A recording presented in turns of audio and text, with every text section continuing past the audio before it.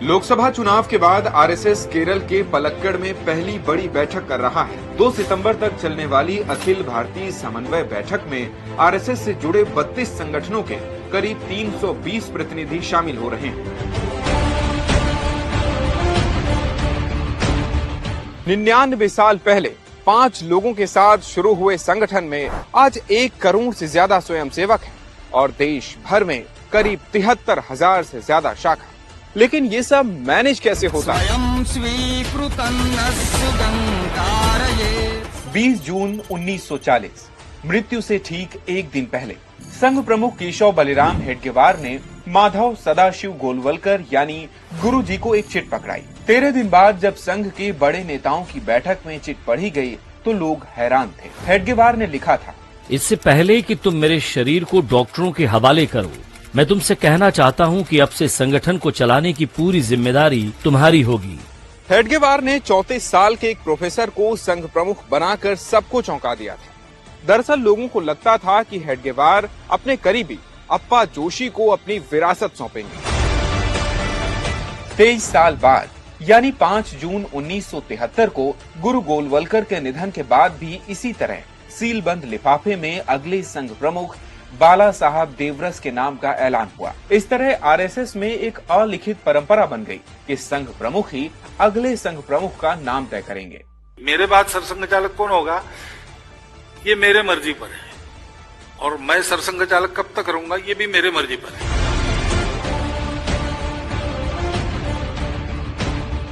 RSS के मुताबिक स्वयं सेवक के मायने हैं देशभक्त। संघ के संविधान के आर्टिकल 6 में लिखा है कि 18 साल या उससे ज्यादा उम्र का हिंदू युवक ही संघ का स्वयं सेवक होगा। जिनकी उम्र कम है उन्हें बाल स्वयं सेवक कहा जाएगा। संघ से जुड़ा हर व्यक्ति स्वयं सेवक कहलाता है। क्रमांक 3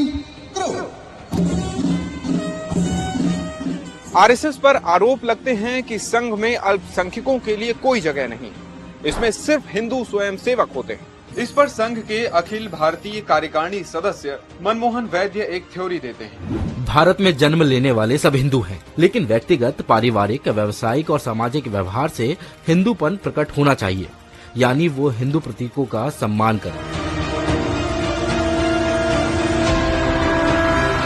संघ के लिए शाखा पहली और सबसे जरूरी यूनिट होती है। शाखा यानी एक ऐसी जगह जहां स्वयंसेवक सुबह शाम जमा होते हैं।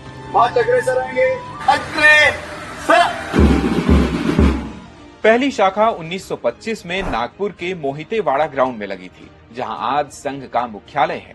आरएसएस में नियमित शाखा की शुरुआत 1928 में हुई। संघ के मुताबिक आज देश भर में 73,000 से ज्यादा शाखा हैं। 1 घंटे की शाखा की शुरुआत भगवा ध्वज को प्रणाम करने के साथ होती है और संघ प्रार्थना के साथ इसका समापन। हर एक स्वयंसेवक की पहचान उसकी शाखा से होती है, हालांकि उनके पास इसका कोई औपचारिक पहचान पत्र नहीं होता। शाखा चलाने वाले को मुख्य शिक्षक कहते हैं। विदेशों में संघ की शाखाएं हिंदू स्वयंसेवक संघ के नाम से चलाई जाती हैं, जिनमें महिलाएं भी शामिल होती हैं। लेकिन भारत में संघ की शाखाओं में महिलाएं नजर नहीं आती। इस वजह से इस संघ पर महिला विरोधी होने के आरोप भी लगते हैं। मनमोहन वैद्य इस पर सफाई देते हैं। संघ की शाखाओं में महिलाओं को शामिल करने को लेकर अक्सर चर्चा होती रही है। शाखा में होने वाले फिजिकल गेम्स और शाखा की टाइमिंग महिलाओं के अनुकूल नहीं है, इसलिए राष्ट्र सेविका समिति नाम से महिलाओं का एक अलग संगठन है। हेडगेवार के समय से ही संघ के विस्तार की स्ट्रेटजी काफी खास रही है। हेडगेवार ने शाखा में व्यायाम और खेलकूद के माध्यम से युवाओं को संघ से जोड़ा। वो युवाओं को अपने शहर से बाहर पढ़ने की सलाह देते और उनसे अपने कॉलेज में संघ की शाखा लगाने को कहते। हेडगेवार जब उनसे मिलते तो शाखा के बारे में फीडबैक लेते। उनकी इस रणनीति से पूरे देश में संघ की शाखाओं की संख्या बढ़ने लगी थी। 1928 के अंत तक नागपुर में संघ की 18 शाखाएं थी। 1930 में पहली बार महाराष्ट्र से बाहर वाराणसी में संघ की शाखा थी। संघ कैंप लगाकर अपने स्वयंसेवकों को ट्रेनिंग देता है।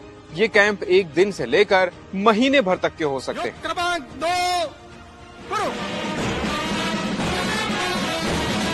संघ का पहला ट्रेनिंग